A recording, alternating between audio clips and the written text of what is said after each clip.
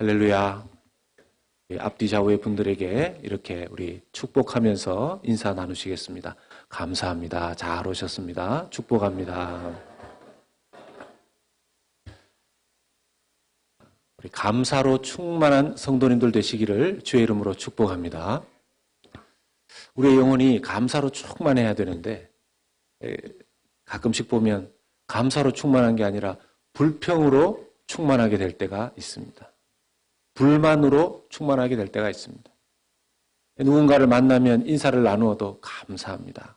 감사합니다. 이렇게 인사를 나누는데 어떤 분들은 대면대면하게 있다가 왜 무슨 일이 있습니까? 그러면 이것도 어렵고 저것도 어렵고 그렇게 이야기하는 걸 들어보면 감사로 충만한 게 아니라 지금 무엇인가 어려운 것 때문에 충만해져 있는 그런 상태인 것을 자기 스스로 자기도 모르게 드러내게 되는 것이죠. 오늘 말씀을 보면 이 시편 136편 1절을 쓴 이 시편 136편 전체를 쓴 이 시편의 시인 기자는 하나님 앞에 정말 감사할 것이 많았던 것 같습니다. 여호와께 감사하라. 그는 선하시며 그 인자하심이 영원하미로다. 과연 그는 얼마나 감사할 제목들이 많았기에 그냥 시를 쓰기 시작하면서 이런 이유 때문에 하나님께 감사합니다. 이런 것이 아니라 여호와께 감사하라. 나도 감사하니 당신들도 감사하십시오. 이렇게 메시지를, 이렇게 이 시의 내용을 시작할까요? 정말 과연 이 시를 쓴 사람은 그런 감사할 내용들이 얼마나 많은 사람일까요? 실제로 이 시의 배경들을 살펴보면 그렇지만은 않습니다. 이 시가 쓰여진 때를 짐작해보면 이스라엘이 패망했었던 때였습니다. 포로 생활했었던 때였었습니다. 이스라엘은 아수르에 망했고 유다는 바벨론에 망했습니다.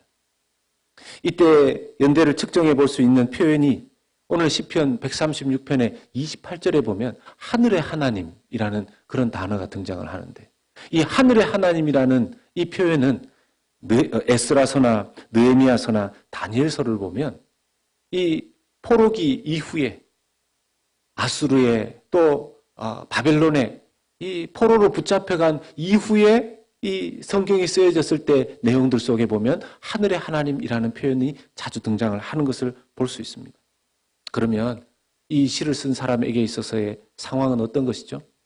나라가 망하는 것을 본 사람입니다. 자기의 고국이 망한 그런 상황 속에서 이 시를 쓰고 있는 것입니다.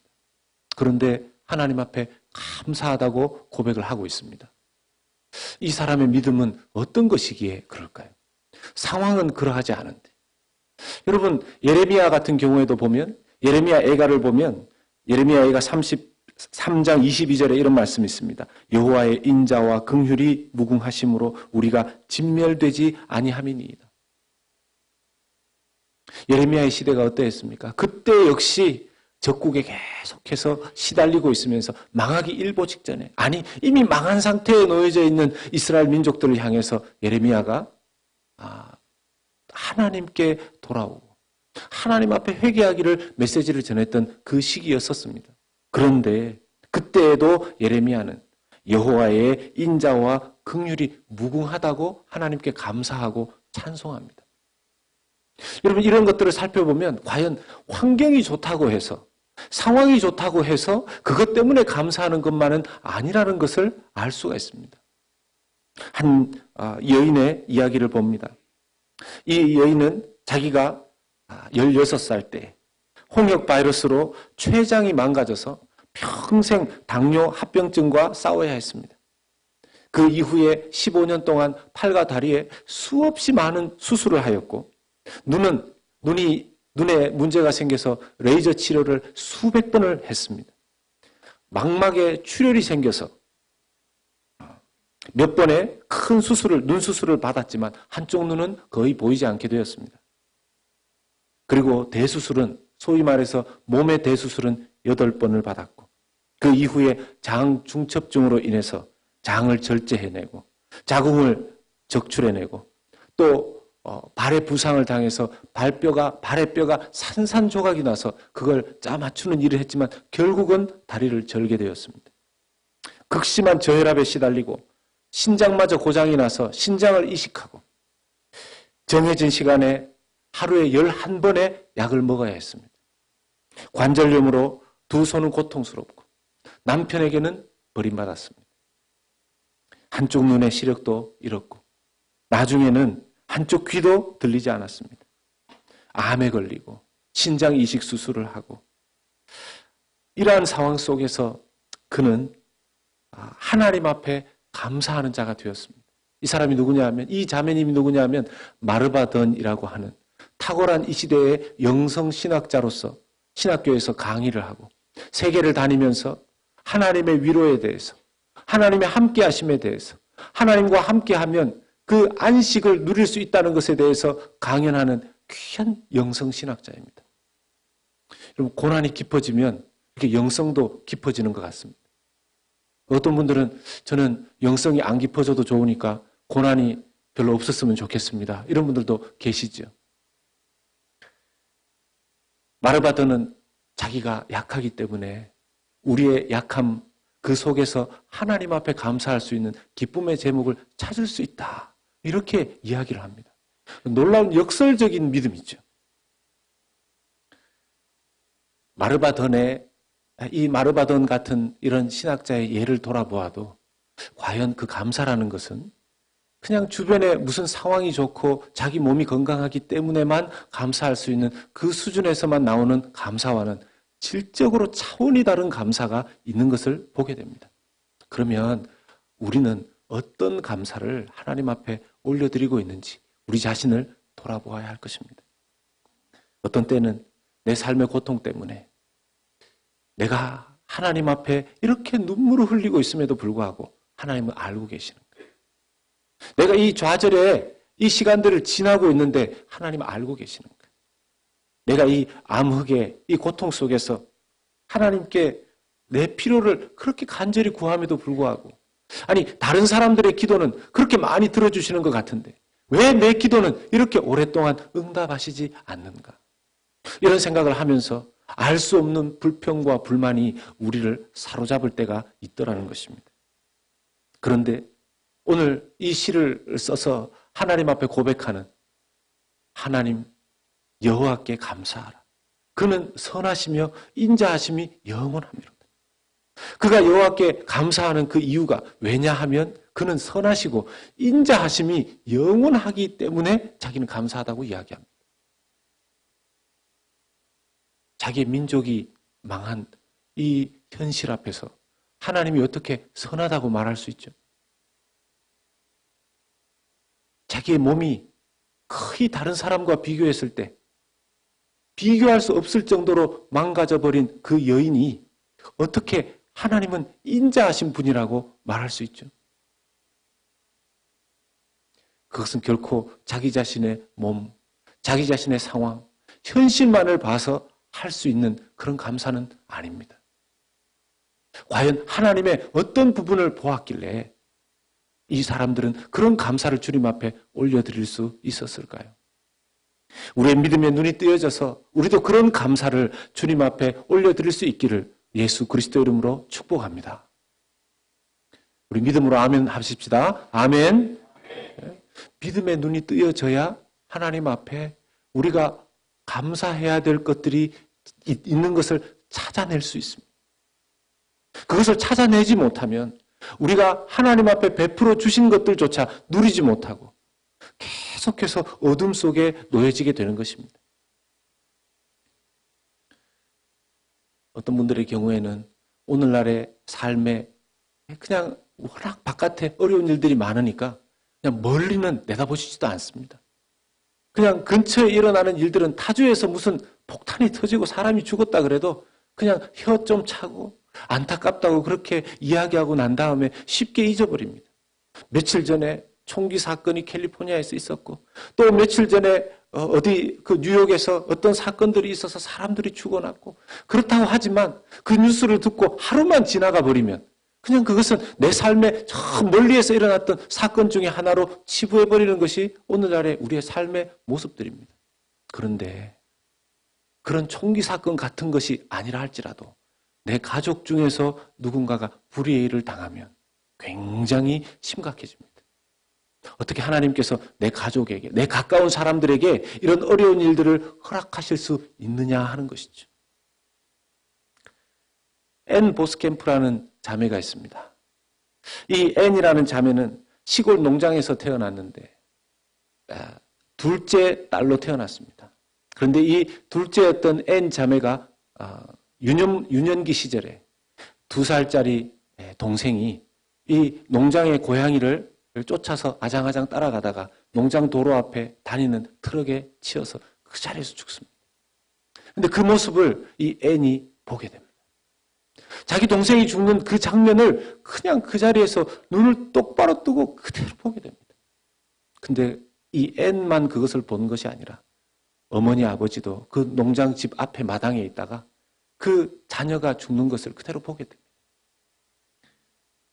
이 자매가 나중에 책을 쓰는데요.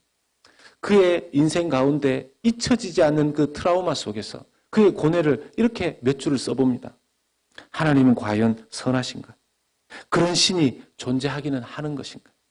긴긴 밤 요람을 텅 비어 있는데 벌레들이 사랑하는 동생의 관을 파먹고 있는데 은혜를 베풀어 주신다는 은총의 하나님이 어디에 있다는 말인가? 이 앤 자매가 쓴 책 제목이 놀랍습니다. 나의 감사 연습, 나의 임재 연습. 이 자매의 부모님들은 이 일로 인해서 잠시 교회 다니지 않습니다. 그리고 온 가족들이 교회를 그 자녀들이 가는 것에 대해서는 허용했지만 그 부모님들은 다니던 교회 발걸음을 다 하지 않게 됩니다. 나중에서 시간이 지나서 회복하게 될 때에 그는 놀라운 사실들을 경험하게 됩니다. 무엇이냐 하면 감사가 회복될 때 신앙이 회복되는 그 원리를 이 자매가 발견하게 된 것이죠. 사랑하는 여러분, 우리 가운데 여러 가지 어려움들이 있다면 먼저 감사부터 회복되실 수 있는 여러분들 되시기를 주의 이름으로 축복합니다. 우리 마음 가운데 감사가 살아나야 됩니다. 왜죠? 여러분, 하나님께서 선하시고 인자하시기 때문입니다. 여러분, 하나님의 선하심과 인자하심을 믿으십니까? 하나님 아버지를 가장 선하다고 믿었던 분은 예수 그리스도이셨습니다. 여러분, 예수 그리스도는 하나님 아버지의 명령을 따라서 이 땅에 오셨죠. 하나님 아버지의 이 땅에 그 아들 예수 그리스도를 보내신 명령과 뜻은 무엇이었습니까? 이 땅에서 편안하게, 이 땅에서 왕이 되어 살라고 보내셨습니까? 아니죠. 이 땅에 십자가를 지고 내가 살려야 될 그 백성들, 지금은 죄를 뒤집어 쓰고 지옥으로 들어가고 있는 그 백성들의 죄를 내 아들 예수 그리스도 뒤집어 쓰고 십자가에서 죽어달라. 그 사명을 가지고 예수 그리스도께서 이 땅에 오셨죠. 그 아들 예수 그리스도가 아버지 하나님을 선하다고 말합니다.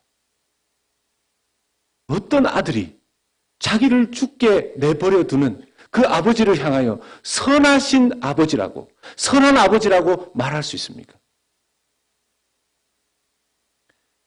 마가복음 10장 18절의 말씀에 보면 예수께서 이르시되 네가 어찌하여 나를 선하다고 하느냐? 하나님 한 분 외에는 선한 이가 없느니라. 이렇게 말씀하십니다. 예수님께 하나님 아버지는 완벽하게 선하신 분이셨습니다. 예수님은 하나님 아버지의 성품을 제대로 아시는 분이시죠. 하나님은 선하신 분이십니다.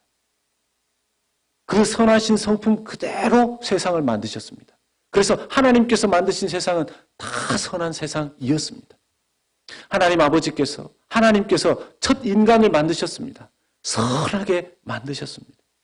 그런데 그 사이에 이 세상 선하게 돌아가는 것을 너무너무 싫어했던 사탄이 뱀의 형상을 띠고서 아담과 하와에게 찾아와 그들을 죄로 이끕니다. 유혹합니다. 거기에 넘어지고 말죠. 하나님께 불순종함으로써 하나님의 절대선을 믿지 않고 마귀가 사탄이 말하는 그 의심에 빠져버려서 그만 죄를 짓게 됩니다.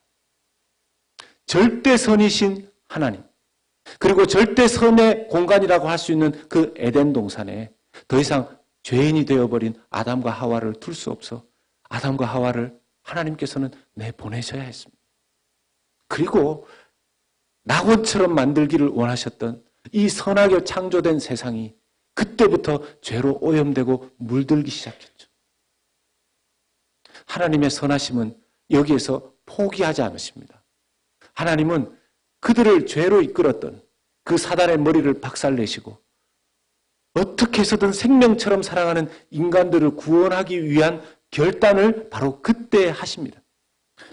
창세기 3장 15절 말씀을 보면 내가 너로 여자와 원수가 되게 하고 내 후손도 여자의 후손과 원수가 되게 하리니 여자의 후손은 내 머리를 상하게 할 것이요 너는 그의 발꿈치를 상하게 할 것이니라 하시고 아멘.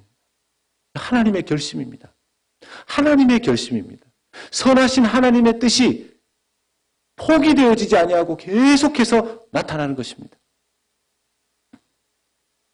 그 이후에 하나님께서 메시아를 이 땅에 내시기 전에 하나님이 누구신지를 알리기 위해서 사람을 선택하십니다. 민족을 선택하십니다. 그런데 첫 사람들이 실패합니다. 노아가 실패합니다. 몇몇 의인들이 실패하고 난 다음에는 하나님께서 이제는 일방적으로 의인이라고 아예 이 세상 사람들이 바라보아도 의인이라고 할 수 없는 사람을 불러서 일방적인 약속을 맺으십니다. 그 첫 사람이 누구냐 하면 아브라함인 것이죠. 여러분, 하나님께서 왜 아브라함을 부르셨느냐? 아브라함에게 아무런 은혜 받을 만한 것이 없었기 때문입니다. 아브라함은 그저 하나님께서 일방적으로 선택받은 것 외에는 아무런 하나님을 만날 조건이 없었던 사람입니다. 그런 아브라함을 하나님께서 부르셔서 나중에 믿음에 있어서 대표자가 되게 하십니다. 어떤 식으로 믿어야 하는지 하나님께서 그 믿음의 수준을 끌어올리십니다. 창세기 12장 1절의 말씀에 보면 하나님께서 아브라함에게 나타나셔서 여호와께서 아브라함에게 이르시되 너는 너의 고향과 친척과 아버지의 집을 떠나 내가 내게 보여줄 땅으로 가라. 하나님께서 아브라함을 어떻게 성장시키시고 인도하시는가를 보면 하나님의 신실하심이 나오고 하나님의 선하심이 나오고 하나님의 인자하심이 나오는 것을 볼 수 있습니다. 발견할 수 있습니다. 그리고 일방적으로 약속을 이렇게 하시죠. 창세기 12장 2절과 3절 말씀에 내가 너로 큰 민족을 이루고 내게 복을 주어 내 이름을 창대하게 하리니 너는 복이 될지라. 너를 축복하는 자에게는 내가 복을 내리고 너를 저주하는 자에게는 내가 저주하리니 땅의 모든 족속이 너로 말미암아 복을 얻을 것이라 하신지라. 아멘. 이 약속이 저와 여러분들에게도 주어진 줄로 믿습니다. 아멘. 우리 믿음으로 아멘 하십시다. 아멘. 아멘. 보통 경우에 우리가 믿음을 가질 때 아브라함에게 주신 이 약속이 우리에게도 주어졌는데요. 여러분, 아브라함이 하나님 나타나셔서 이 약속을 주셨을 때 이게 무슨 이야기인지 이해했겠습니까? 못했겠습니까? 이해 못했죠. 이해 못했습니다. 이해 못했습니다. 우리가 처음 예수님을 믿고 하나님께서 당신을 사랑하시고 당신을 향한 놀라운 계획을 가지고 있다라고 할 때 어렴풋이 그런가 보다. 그러시겠지. 이 정도쯤 생각하지만 이게 디테일하게 어떻게 우리를 인도해 가실지 정말 알기 어렵습니다. 대략 어느 정도쯤만 생각을 하죠. 그렇게 생각하기 때문에 중간중간에 고난이 닥치고 어려움이 생기고 절벽에 낭떠러지에 뭐 이렇게 들어가게 되면 이제 그때 돼서는 막 원망하는 것입니다. 하나님 원대한 계획을 가지고 계신다고 그래놓고 왜 이런 일들이 자기에게 생기는 것입니까? 하나님의 큰 그림을 못 보기 때문입니다. 하나님께서 아브라함이 조금만 잘하시면 잘했다 칭찬하십니다. 조금만 잘하면 잘했다고 막 칭찬하십니다. 창세기 15장 6절의 말씀에 보면 아브라함이 여호와를 믿으니 여호와께서 이를 그의 의로 여기시고 아브라함이 별로 한 것도 없어요. 별로 아브라함이 한 것도 없는데 그걸 아브라함을 보시면서 하나님이 의인이다, 의롭다 이렇게 막 여기시는 겁니다. 여러분, 보통 초신자의 경우에 하나님께서 정말 기도도 잘 들어주시고 초신자의 때 은혜도 막 많이 받는 것을 경험하게 됩니다. 주변에 교회 처음 나오는 사람들을 얼마나 많이 격려를 합니까? 그러니까 이분들이 가끔씩 착각합니다. 아, 내 믿음이 이렇게 좋구나. 제가 청년 시절에 교회 나가니까 교회에서 주일학교 한 부서를 봉사를 했는데 너무 좋아하시는 거예요. 정말. 그래서 야, 청년 주일학교 교사 한 부서를 봉사하는데 이렇게 좋아하니 한 부서 더 해보자. 그래서 주일학교 봉사를 한 부서를 더 해봤어요. 너무 좋아하시는 거예요. 저한테 주어지는 상은 뭐였냐면 이제 그 주일학교가 가다 보면 중간중간에 회식을 한 번씩 합니다. 그러면 이제 중국집에 가서 그 자주 먹을 수 없었던 짜장면과 더 자주 먹을 수 없었던 탕수육. 1년에 그냥 한두 번만 먹으면 그냥 그게 그냥 그렇게 뿌듯한 거예요. 그래서 어떤 때는 어떤 여름 성경학교 때는 그냥 교회에서 살았죠. 교회 기도실에서 계속 자면서. 그때는 한국에는 그때는 에어컨도 필요 없었습니다. 그냥 기도실에서 자면 제일 시원했었거든요. 그래서 저 스스로 생각하기를 나는 믿음이 이렇게 좋은 사람이야. 좋기는 뭐가 좋아요? 나중에 조금만 어려운 일 생기면 하나님 왜 제게 이런 일이 생기는 겁니까? 그런 식으로 하고 조금만 칭찬해주면 확 올라갔다가 조금 어려운 일 생기면 땅으로 확 떨어졌다가 그냥 몇 번씩 천국과 지옥을 오락 내리락 하면서 처음에는 이런 일들이 작은데 시간이 갈수록 그런 일들이 많아지는 거지. 하나님께서 언제까지 그런 일들을 반복하시느냐? 하나님을 온전히 경외하는 수준에 오를 수 있도록 그때까지 하나님께서 계속해서 훈련시키시고 연단시키십니다. 나중에 말씀해 보면 이제 창세기 22장 12절에 아브라함이 이제 믿음으로 자신뿐만 아니라 아들을 바치는 수준에까지 이르지 않습니까? 사자가 이르시되 그 아이에게 내 손을 대지 말라. 그에게 아무 일도 하지 말라. 내가 내 아들 내 독자까지도 내게 아끼지 아니하였으니 내가 이제야 내가 하나님을 경외하는 줄을 아노라. 하나님을 경외하는 수준. 하나님께 무조건 받는 것으로 좋아하던 수준에서 어느 날 그 믿음이 하나님께 감사하고 경배하고 경외하는 수준으로 오를 때까지 하나님께서 계속해서 훈련시키시고 인도하시고 연단하신다는 것입니다. 사랑하는 여러분, 어디쯤 와 계십니까? 지금 초창기라서 그냥 하나님이 조금만 잘해도 잘했다. 너무 잘한다. 어떻게 이렇게 잘할 수 있냐? 그 정도의 수준이십니까? 아니면 그 칭찬 속에서 믿음이 좀 자라나서 좀 잘할 때는 하나님 기뻐하시는 것 같고 못할 때는 하나님께서 너 이 정도로밖에 안 되냐? 이렇게 막 야단치시는 것 같은 그런 훈련의 기간들을 계속 보내고 계십니까? 아니면 좋은 일이 있든 힘든 일이 있든 비가 오든 눈이 오든 어둡든 밝든 간에 하나님을 온전히 경외하는 수준에 이르러 계십니까? 예수님께서는 이 땅에 오셔서 하나님께서 아브라함을 부르셔서 그 아브라함을 훈련시키신 것처럼 예수님께서 이 땅에 오셔서 하신 그 행적들도 정말 너무너무 비슷합니다.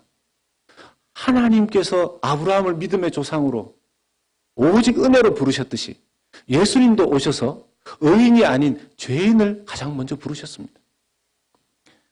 마태복음 9장 13절 말씀을 보면 너희는 가서 내가 긍휼을 원하고 제사를 원하지 아니하노라 하신 뜻이 무엇인지 배우라. 나는 의인을 부르러 온 것이 아니요 죄인을 부르러 왔노라 하시니라. 예수님 죄인을 부르러 오셨다고 말씀하십니다. 하나님이 아브라함을 부르셨듯이 예수님은 죄인을 부르러 오셨고 죄인 중에서 또 우리를 부르러 오신 것입니다. 오직 은혜로 우리가 죄인 중에서 구원받게 된 줄로 믿습니다. 혹시 이런 분 계십니까? 나는 원래 의인이었는데 하나님께서 나를 어떻게 그렇게 잘 아시고 찾아오셔서 나를 부르셨는가? 나는 원래 선한 사람인데 하나님께서 예수님께서 어떻게 선한 사람 중에서 내가 그렇게 숨기고 살려고 애를 썼는데 내가 선한 것을 알고 나를 구원하셨는가? 혹시 그런 분 계십니까? 한번 손 한번 들어보십시오. 아니, 내가 말이 선한 것이 아니라 내가 원래 한 조금 선한데 내가 다른 사람들한테 표시내지 않고 조금 선하게 살았는데 하나님 어떻게 그걸 아시고 나를 구원하셨을까? 이런 분 계십니까? 손 한번 들어보세요. 조금 더 해야지 손을 드시려나?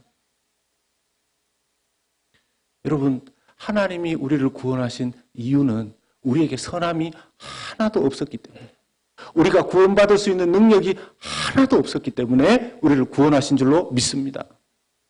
전적인 은혜라고 합니다. 하나님의 전적인 구속 역사. 언제 우리가 타락하게 되냐 하면 하나님이 나를 부르시고 선택하신 것에 조금이라도 내 공로가, 내 선함이 들어가 있다고 생각할 그것이 바로 그때부터 죄의 역사가 내 안에서 강하게 일어나게 되는 것입니다. 실제로 예수님께서 오셔서 만나주셨던 땅의 인물들이 누구입니까?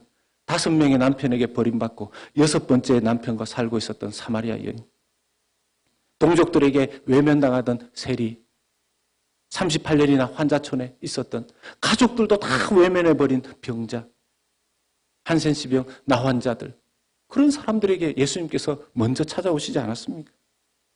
이 이유가 무엇입니까? 하나님의 선하시고 인자하신 성품 때문이신 줄로 믿습니다.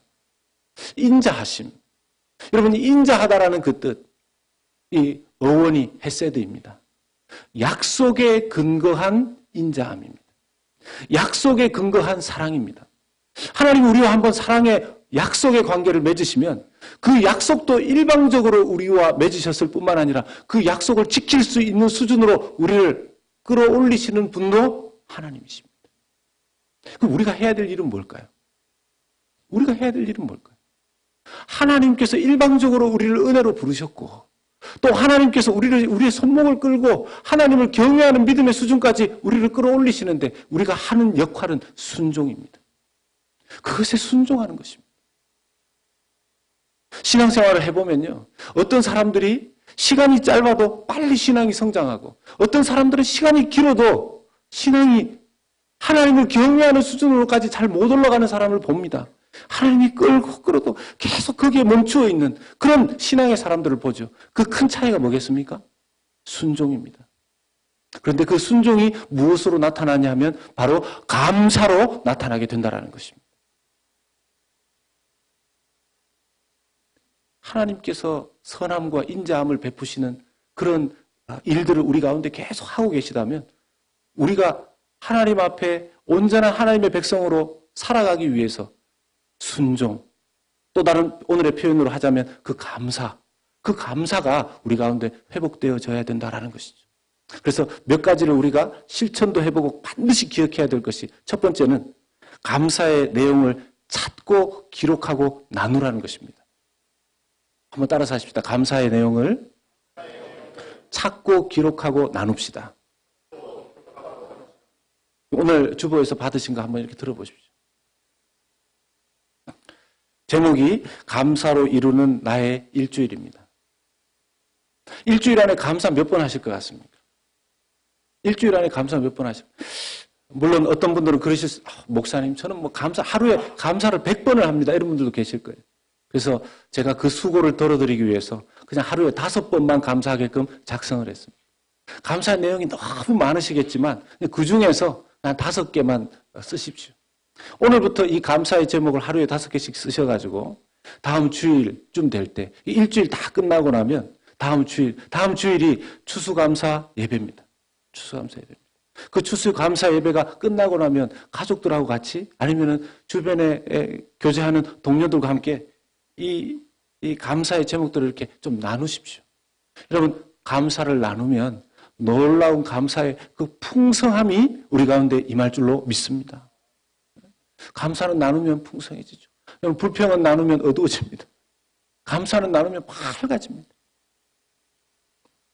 두 번째는 여러분, 믿음의 감사가 기적을 만든다는 사실을 믿으시기를 바랍니다. 아멘. 여러분, 믿음으로 감사할 때 기적이 일어나는 것입니다. 먼저 감사부터 하는 그때 기적이 일어납니다.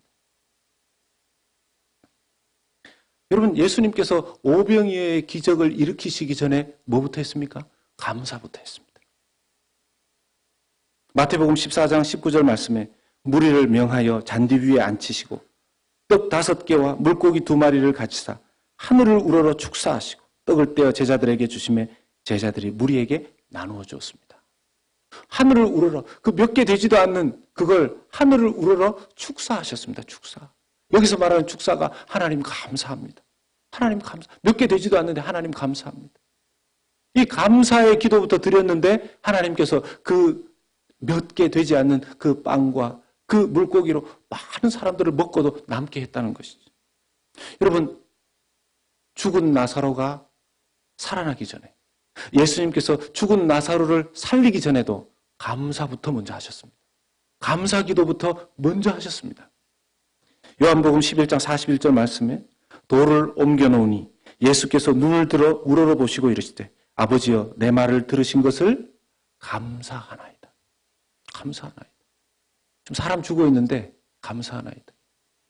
이제 이런 거는 조심해서 해야 됩니다. 따라할 때 장례식 가가지고 감사합니다 이러시면 이제 자칫 잘못하면 큰일 납니다. 네. 예수님 수준 정도 되어서 죽은 분도 이렇게 세우실 수 있으면 예, 상주에게 가서 집사님 돌아가셔서 감사합니다 이러면 이제 큰일 나는 거예요. 근데 예수님은 정말 이분이 하나님을 향한 믿음이 절대적이기 때문에 하나님 아버지 제 기도를 들으신 것을 감사합니다. 그리고 나서 나사로야 나오너라 할 때 나사로가 살아서 나온 것이죠. 여러분, 감사가 기적에 선행합니다. 아멘. 감사가 기적에 선행합니다. 늘 항상 감사가 먼저 옵니다. 무엇을 해서 감사한 것이 아니라 감사함이 하나님께서 감사대로 이루어지는 그런 역사들이 있다는 것이죠. 심지어 여러분, 예수님께서 자기의 죽음을 앞두고 자기의 십자가를 앞두고 그 십자가에 대해서 감사하셨습니다.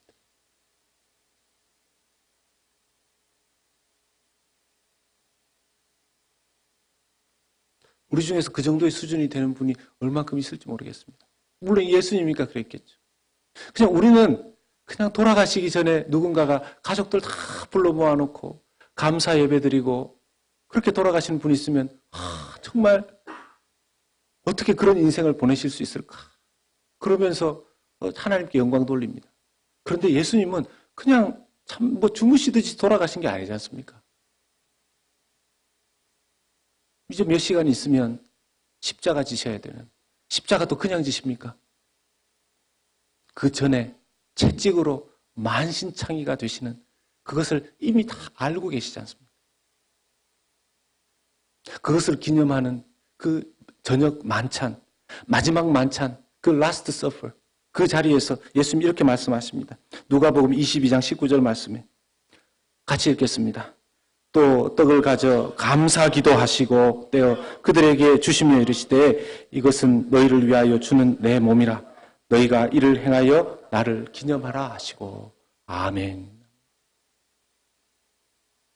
자기의 몸, 찢기는 자기의 몸을 상징하면서 자기가 흘릴 그 피를 상징하는 그 떡과 잔을 나눌 때 하나님께 그 아버지에게 감사 기도를 했습니다.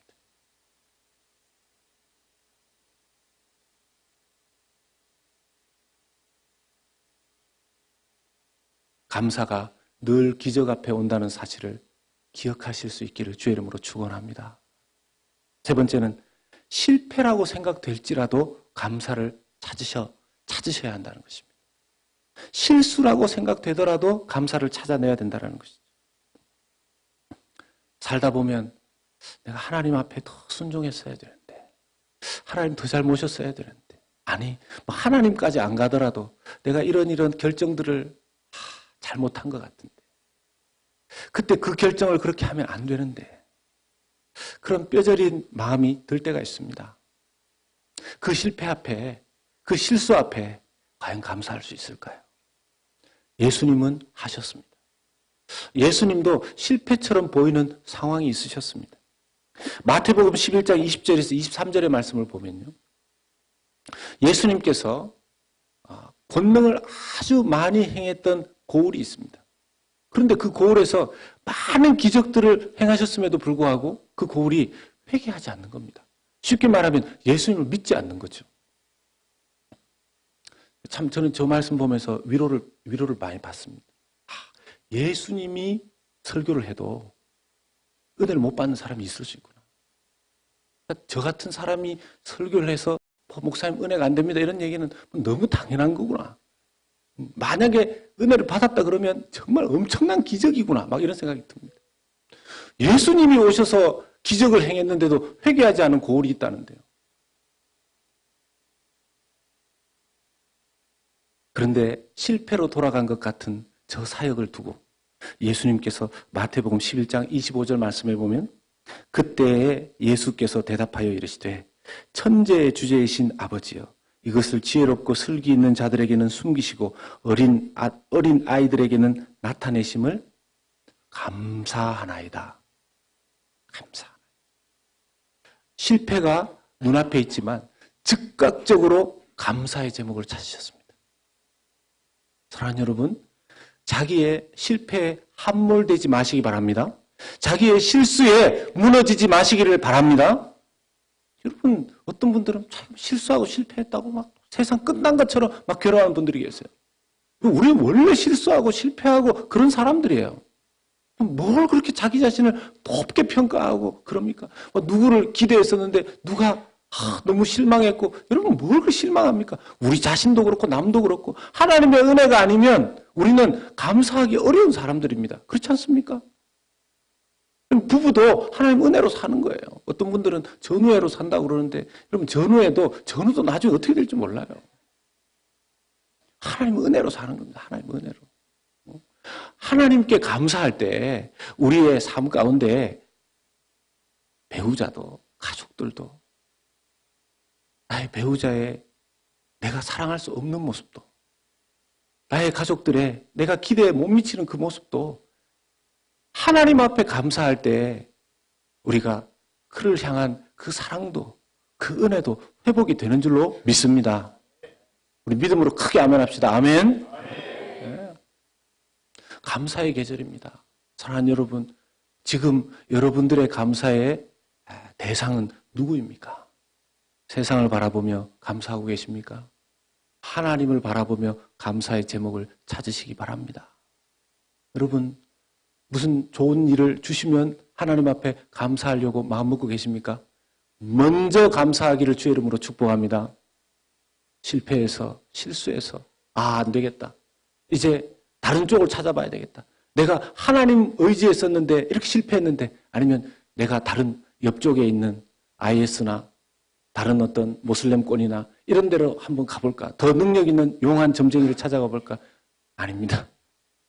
끝까지 하나님 신실하신 약속 안에서 우리를 붙들어 주시는 영원히 붙들어 주시는 그 약속 안에 거하시는 사랑하는 성도님들 되시기를 축복합니다. 이제 말씀을 맺습니다. 여러분, 우리 다음 주일에는 이 추수감사 연합예배로 온 가족이 다 모이게 됩니다. 제가 미리 주지시키는데 다음 주에 어린 아이, 이제 애기 소리가 조금씩 나는데 어린 아이들부터 시작해가지고 영어권, 한어권이 다 모이게 될 겁니다. 어떤 분들은 시끄러워서 예배드리러 안 가야지 혹시 이런 분들 계시면 큰일 납니다. 여러분, 그런 분 혹시 계십니까? 가족들이 다 모이는데, 그 손녀가 오는데 그 손녀가 시끄럽지. 그 손자가 오는데 그 손자 그거 자꾸 젖달라고 울지. 그럼 나는 그 시간에 그 바둑이나 두러 어디 가야 되겠다. 혹시 그런 할아버지 할머니 계십니까? 큰일 날 할아버지고 큰일 날 할머니시죠. 그런 할아버지 할머니는 없습니다. 자기 자식이 아닌 이상 그럴 수가 없습니다. 다음 주에 와서 그냥 좀 예배가 살짝 아이들이 집중력이 떨어져서 좀 울기도 하고 이렇게 또 특송도 막 하고 할 건데 애들이 좀 틀리고 그래. 여러분 틀리면 더 박수를 많이 쳐주셔야 됩니다. 틀릴 때.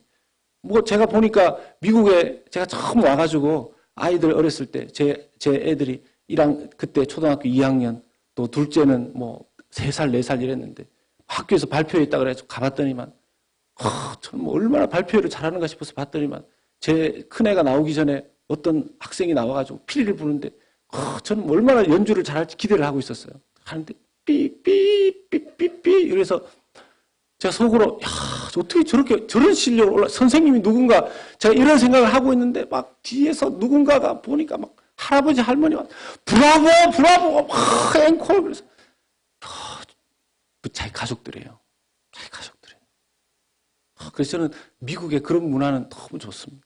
한국은 막 이렇게 맞춰가지고 하나도 틀리면 막 큰일 나지 않습니까? 다음 주에 온 가족 예배 드릴 때 여러분 정말 기쁨으로 함께 참여해서 그냥 온 교회가 그냥 개인이 감사한 것도 감사하지만 가정이 감사한 것도 감사하지만 온 교회가 하나님 앞에 큰 감사 올려드리는 귀한 그런 주일 예배로 또 이번 한 주간이 그런 감사가 넘치는 가정이 되고 계절이 될 수 있기를 주 예수 그리스도 이름으로 부탁드리고 축복합니다. 아멘.